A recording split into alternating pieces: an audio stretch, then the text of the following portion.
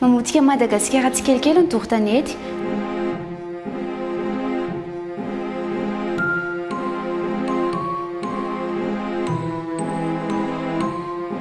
Tsy ho antsika mponina irery ny vokatra izany eo amin'ny fisian'ny aretina samihafa fa misy fiantraikany ihany koa eo amin'ny toe-karena malagasy. Ny toron-tanety no mitarika ny fandripahana ny ala izay trano fonenan'ireo biby tsy hita raha tsy eto Madagasikara. Ny toron-tanety ihany koa no mitarika ny haintany izay mitondra ny amin'ny fiovan'ny toetr'andro ka mahatonga ny mosary noho ny tsy fahampian'ny rotsakorana.